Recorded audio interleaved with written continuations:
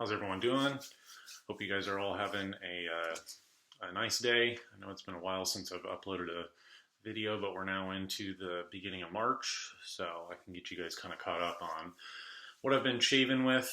One of the main reasons why I've been absent from making videos is my filming situation is still kind of getting figured out. I did get a mic, so I may start dabbling in the next month or two if I have some real serious free time, doing some videos where it's not going to be me talking into the camera, but doing some like editing of some audio over a different video. So that's something that will happen, but mainly I've just been spending quite a bit more time focusing on pots. I'll give you guys a little preview of some stuff that's going to be getting glazed real soon. These are all what we call bisqueware. So they were made, they dried, they go through their first firing, which is a lower temperature than the glaze, like the color finish. So you guys are seeing what they look like before any of the color or the glaze is applied and before it's fired. So this is kind of like, if you guys remember seeing my little like bloom dish, this is similar. It's just a little less wide and low, just a little bit more deep. So this one's actually going to be a test with some dark teal pigment with a clear as well. So that'll be kind of a cool piece. See what happens. This is a bowl, another one made of porcelain. So this gets a trimmed foot. It's got a nice round form. These are going to shrink after they get fired. The porcelain pieces get a little bit more tight and small. So the stoneware pieces that you guys have seen in previous videos before, those don't shrink quite as much. But that tends to be why like a porcelain piece is a little bit tighter or a little bit stronger in some ways. So I have one more piece. This is probably one of the most round pieces I've made, but round jar. It's got a little trimmed groove in the foot ring, and then it's got a split rim. It's a little hard to see, but there'll be some color mixed in here. So those are going to be the pieces I'm working on the next week. So, okay. I already have the brush loaded up. I'll tell you guys a little bit about the SV stuff I've been using. So we're doing Desert Vetiver again. I'm using my gel tip badger. I've actually been using this quite a bit recently. The only other thing is that I put a little bit of cocoa butter on the puck before blooming. Not a whole lot, but skin's been getting quite a bit drier lately, so I've been trying to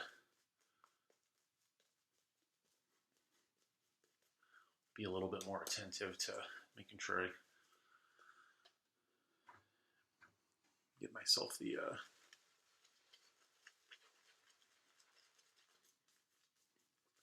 moisturizer or whatever. Like I've been using the little bits of my serums. I'm almost out. So like today, I think I didn't pull it out for the shave, but I have a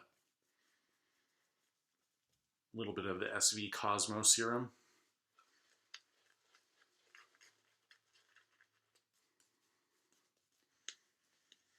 I was thinking about selling this brush, but a couple times this week I decided to, instead of using the two synthetics that I like, the PAA Green Ray and then the Plisson version 1 plus synthetic, Placetic. But this one's got a nice soft face feel. This was not one that I gel tipped. I had this knot from God knows how many years ago, and finally installed it in a handle sometime last year in 2020. And come to find out, it was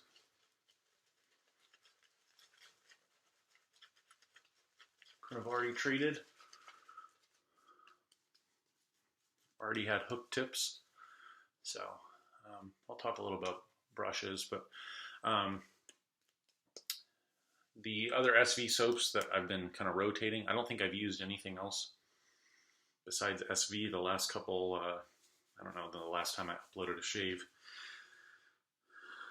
Was it a couple weeks ago? A month ago? But pretty much after my last video, I was switching back and forth a lot between using Desert Vetiver and then SV's Dolomiti 4.3, which I was really liking, probably the most this month. I think that just because I've been busier and really not, I don't know, shaving's been a little less, I don't want to say fun, but it's just been more utilitarian. I just got to do it, get it done with, and keep moving on with whatever I'm doing. But yeah, SV Dolomiti got used a lot. This lather's looking good. I'm just going to leave it right there. We have the carbon titanium razor. Right now it's loaded up with the Gillette London Bridge, which is made in China. That's on its third use. And then I have the titanium original 0.68 base plate. Although this isn't my favorite base plate amongst, like, between the plus plus and the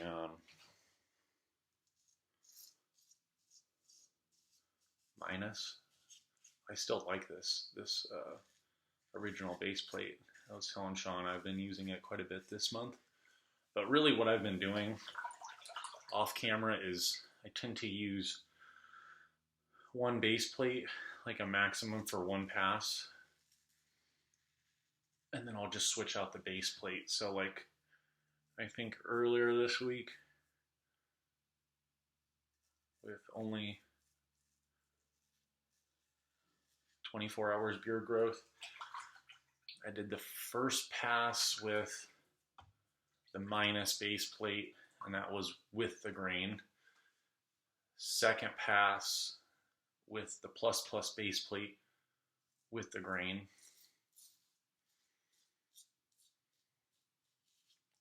Third pass, 0.68 base plate across the grain.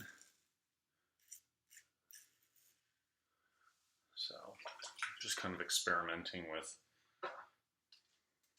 how a multi-pass shave feels using the different base plates. That's kind of what I've done for a lot of different times. Or if you just want to say, like, using a totally different razor for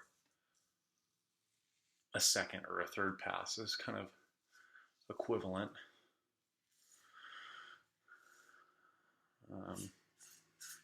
But yeah, real quick, so like the other SV soaps that I was using, I was rotating quite a bit.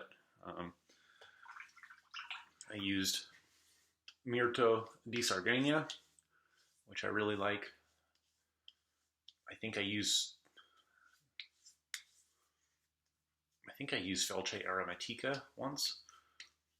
Yeah, and then I also used Mana di Sicilia 4.3. And then I used Colonia, the one from Bull Goose.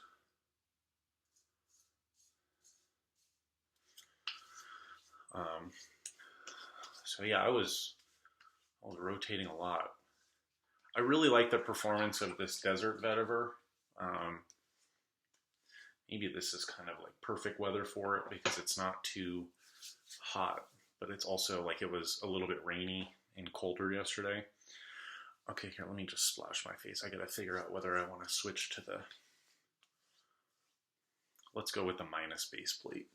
I'm doing across the grain. So if you guys want to see what this London Bridge,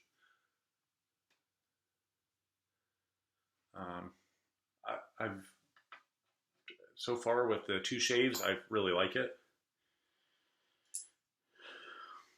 I think what a lot of people have been mentioning is, at least those people that I've seen using this blade, they seem to be pushing the mileage, seeing how many shaves they can get from each blade, and it seems to be on the higher side. So if you guys are seeing any of the I don't know, positive reviews, I think that so far they seem to be relatively smooth. This is only my third use, but I can tell you I don't think I was really getting any irritation, or for my skin being pretty nick prone. I was pretty happy with the level of sharpness and the level of smoothness. I find that for me, maybe it's just because I'm daily shaving more, the closeness of the shave is really just not that important to me anymore. There has to be a certain level of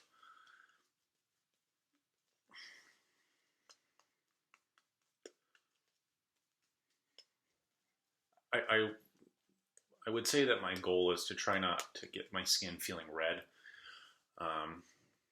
which I think has a little bit more to do with, like in the past, I think I over face lathered. So I'm probably one of those people that it's, I maybe just overdid it for a long time. And maybe I attributed some of my razor burn to the razor when it really was probably the brush. And that's why I like using the synthetic. This is the minus base plate.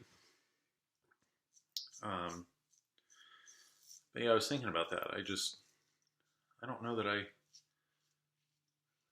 face lather quite the same as I used to.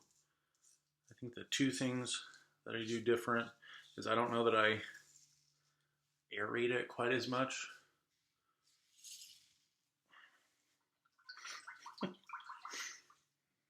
This minus base plate, I just fell in love with it the first time I used it. I think I've used the same word to describe it since I got it, but this, I've always said that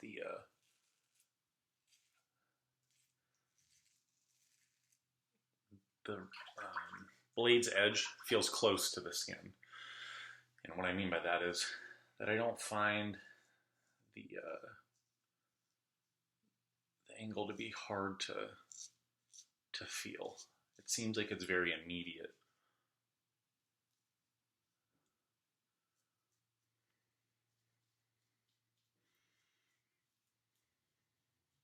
It's again one of those things that I wasn't really as fond about when it came to the BPS-1. It just was a little bit of a smaller window in my experience. Like the most efficient angle or range and angle you can use, I found it to be a little tighter than at least these carbon razors. I actually find this minus base plate to be very dynamic. I think using that original base plate, I don't like right in the cap. It's just not something I like. With this one, I can shave with really the focus around the safety bar, and then I can also shave pretty comfortably around the cap. So this one just tends to be a little bit more suitable for my skin. I'll re-lather and we'll go against the grain on the neck, and then that shall be it. So lovely lather. I kind of don't know what to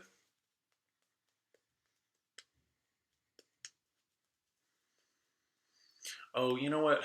So two things that kind of come to my mind. For all the shavers that have been around long enough to maybe hear about some of these English companies that do make creams and soaps, obviously one of the rules that got put into the EU in regards to cosmetics years ago was, I think, that using the animal fat, they were moving away from wanting formulations to include, beef tallow. So a lot of these really popular companies, Geoff Trumper, Floris, what are the other big English ones? D.R. Harris was one of the ones that, for whatever reason, they continued making their hard soaps with tallow. I don't really know why they were the only ones. So they tend not to get the same negative press when it comes to these reformulations of hard puck milled shaving soaps, kind of lathering, not too good. And I have 2 comments, because if you guys know Teist, who's very knowledgeable, very friendly, he makes videos on YouTube. If I remember right, you guys are going to have to find some of his videos on it's something like Foro Ifeitato, like para. Maybe it's Teiste. Teist. And I apologize, you guys, because my Spanish is really not good at all. So I always mess up. So my apologies, my man. I don't mean to. I mean no disrespect. I gotta look up how to pronounce his name. But anyway, so he did a video because Bull Goose finally decided, which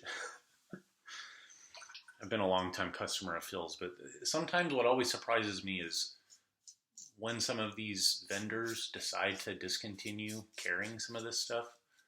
I know that like Handlebar Supply, they just started getting rid of their Parasso, which I don't know. I guess I could see Parasso being a little bit more mainstream and carrying a product line like that. Maybe not be the fastest mover, but I'm sure you get some consistency in sales. But anyway, Teist does this video that he released recently about the Geoff Trumper. I think he used the rose and the almond hard pucks that he got from Bull Goose. And he was mentioning how these new formulas work. Now, I am one of these people that I had 2 to 3 of these old formula Geoff Trumper, or I should say the reformulated pucks. And basically what you're looking at is when you don't have a soap that is made with beef tallow, it's very likely that you're going to have either vegetable fats, coconut oil, castor seed oil, avocado oil. You'll have some of the butters like shea butter, mango butter, kokum butter.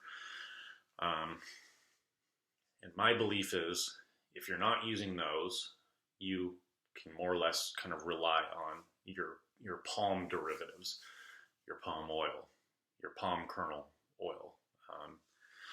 And I think that there's sometimes people that don't realize the chemistry side behind soaps and maybe why certain ingredients get chosen. And from my understanding, palm is going to be a oil, or the reason why you would use that in your soap is for if you're using a lot of different types of butters and oils in your soap formula, the palm oil is added in to the formula to help all the soap's ingredients, when they are now interacting with the lye water, it helps speed up the tracing and creates a little bit more of a homogeneous mix of the saponified oils and fats. It makes those work better together, which again is, I think, a really neat thing, because again, palm oil, it's because of this, the market has grown so much, I think, with like our food manufacturers using palm, as well as it being in different markets, like the cosmetic markets. When palm farms are being over harvested, like in some of these foreign countries, because I'm in, the US. I want to say like Thailand, wherever, a lot of these like orangutans might have habitation. Obviously, it's terrible to know that, these palm oil harvesters or the people that run these, operations, it displaces all the animals. So I'm not downplaying that. I have a very hard time understanding why we have to assume that anything and everything that uses palm has to come from one of those areas. So it's like, for me, being in SoCal, that's something that I've thought about recently, is if I made a soap, I don't know that I would necessarily assume that I wouldn't use palm. But like what I've tried looking up is locally grown and sourced palm oil here in California. But I know that just the way that the market is, even if that was something that was kind of put on there, palm oil used from a local source, I still think it would just bug people. They would refuse to use it. But that's kind of the cool thing. Again, if you have palm oil, or you guys buy like the red Dendy oil, which you can buy at like a health food store, but that's more or less, I think, the same thing as palm oil. It's maybe like a sister or like a cousin or something. You guys can use just that one ingredient with your water and your lye to make a hard puck soap, and it's a very useful oil. I got some coconut butter. Obviously, I just threw on the desert vetiver. Didn't have too much razor burn. The sting wasn't too bad at all.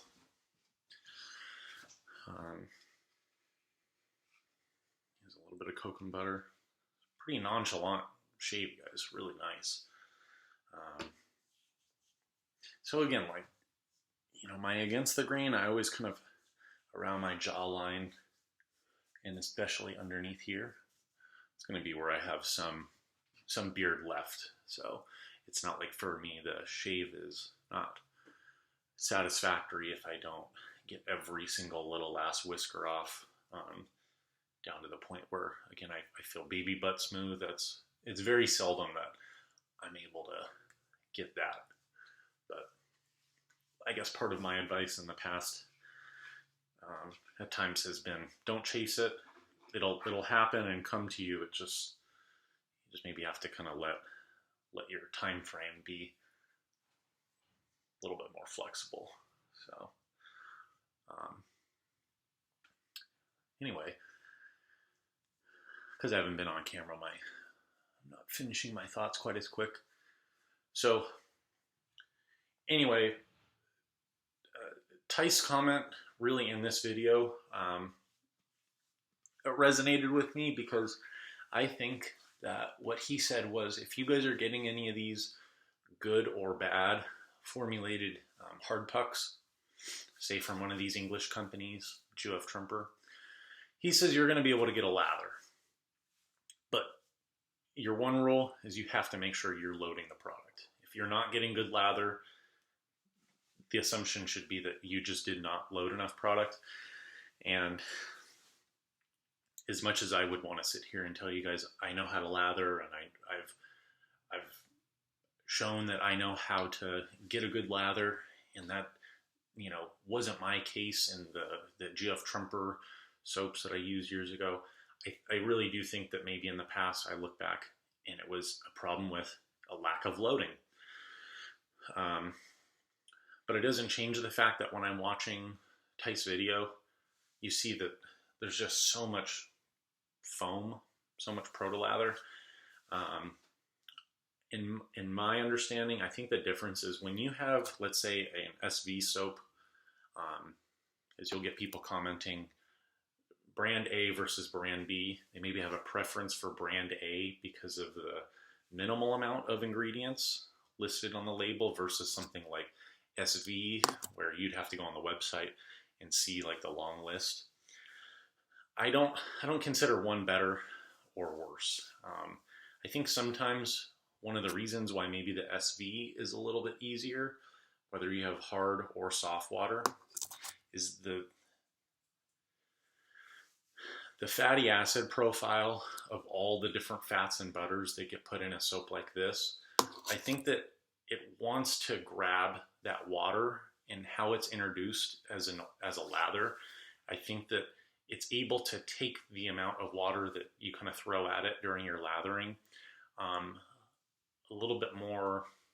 It just manages much better because you have different fatty acid profiles with, again, like olive oil soap is going to be very bubbly. It's not going to create a very compact kind of micro bubble lather versus like a coconut oil soap can still be dense, but sometimes I think that it just doesn't always have quite that same lather that's going to be really tight and almost like to the gooey point. So anyway, this is just what I was thinking about. As much as I may like some of these soaps for being a little bit more simple, I can't knock SV for having more ingredients, because I've always told you guys that one of the main reasons I like to use it is the ease of use. It's very consistent for me to use SV, even amongst trying the different ones back to back. And that's not to say that I don't love a more simple soap. Like I may use like a Chun Feng Sing soap sometime this year on camera, just to revisit like some of my very first favorite shave soaps. But those formulas aren't quite as nourishing on the skin. They lather very nice, but just the post-shave isn't quite as luxurious as the SV. So that's just kind of my thought on, you're going to have complex formulas, simple formulas, some formulas that contain palm, some of them don't. But I know that for me, the main focus is if I have an optimum type of lather that I'm shooting for, I hope that I don't have to jump through, hoops to really work for that. And in my case, Mystic Water is one of those soaps. That doesn't mean that everybody else that loves Mystic Waters finds the lathering to be that hard or as inconsistent as I did. But, once again, if I'm going to tell you guys anything about a soap that I would recommend, it's that SV is easy to use. It's not going to be the best for everybody. It may not be the best for you, but I tend not to have to think about it too much. So anyway, I'll try to get some more shaves on camera relatively soon. But like I said, this work schedule that I'm under is quite a bit more busy day to day, and I'm just focusing a little bit more on pots. I've got some shave gear to get ready to sell, so I got to kind of make some decisions on a few items, whether I want to keep them or move them. But the den keeps getting smaller and smaller, so we'll see what happens this year with all the different stuff.